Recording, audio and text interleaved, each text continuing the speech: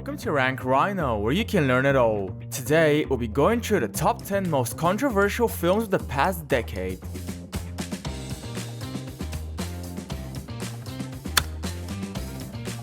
In this list, we're gonna go through movies that faced a lot of controversy when they first released. They might be controversial for a variety of reasons, exploring taboo topics, featuring excessive violence, or having a lot of offensive humor. The 2010s might be considered the most progressive decade in Hollywood history, but they also stirred the pot quite often.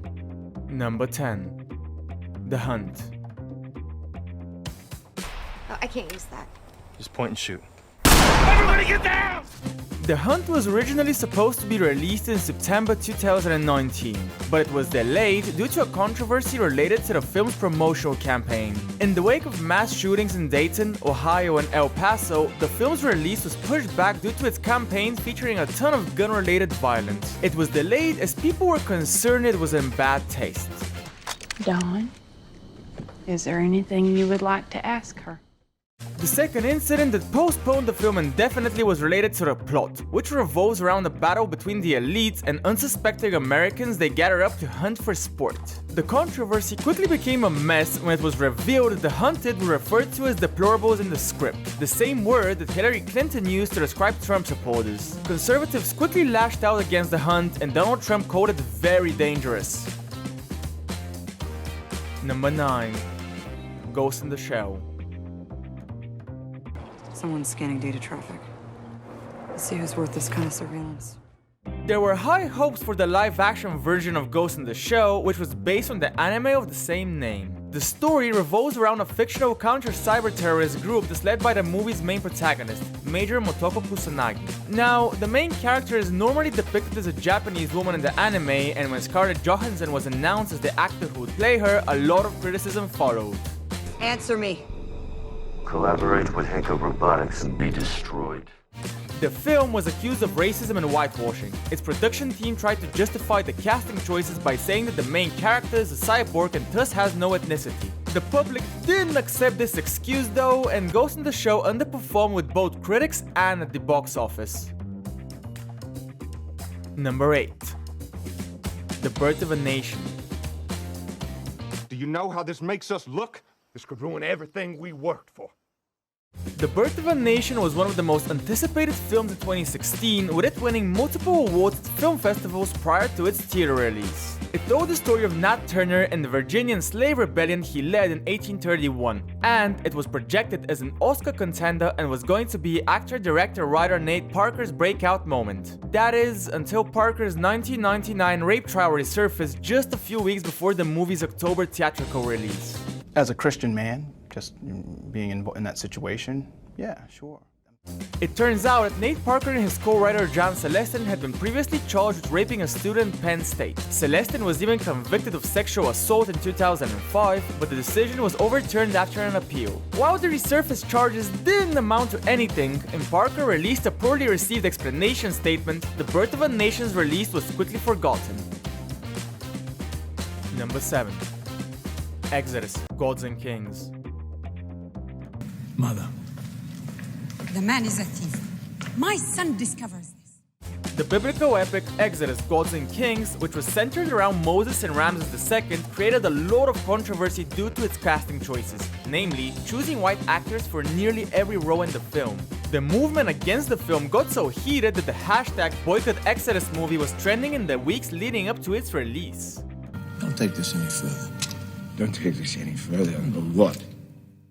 One of the main issues was that director Ridley Scott cast white actors Christian Bale, Joe Edgerton, and Sigourney Weaver as the main characters while hiring actors of color for the roles of slaves, servants, and civilians. While all of the protagonists are great actors, none of them are ethnically Egyptian, which was an issue. The film's casting even led to the Egyptian government banning the movie due to it being, quote, historically inaccurate.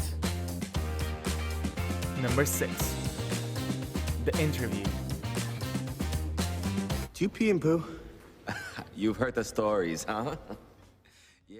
Imagine a movie that nearly causes a war between two countries. The Interview is a lighthearted satire about two American journalists who were hired to assassinate North Korean leader Kim Jong-un. Considering that the film was led by Seth Rogen and James Franco, it was clearly meant as a funny gag, but North Korea didn't think so. Their government actually threatened action against the US if Sony released the film, with their UN ambassador calling it a, quote, act of war.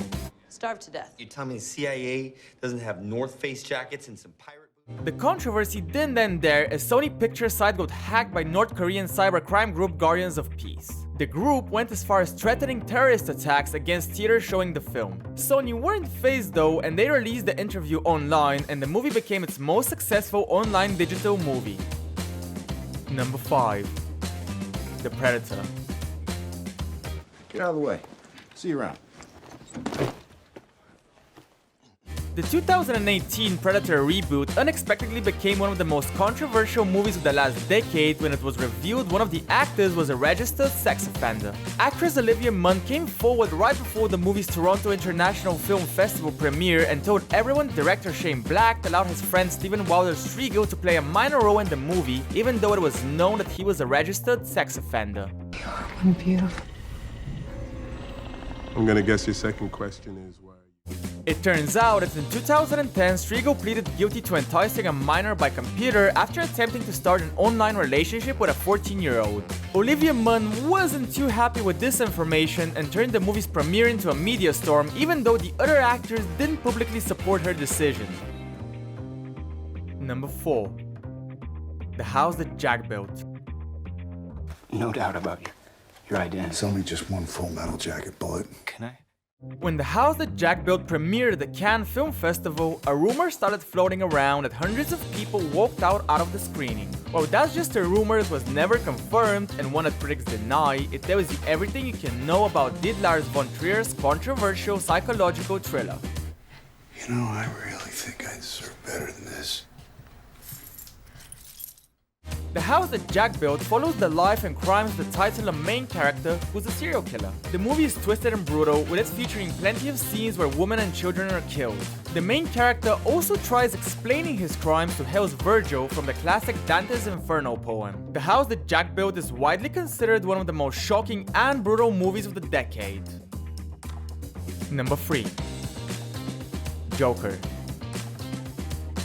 Comedy is subjective, Murray. Isn't that what they say?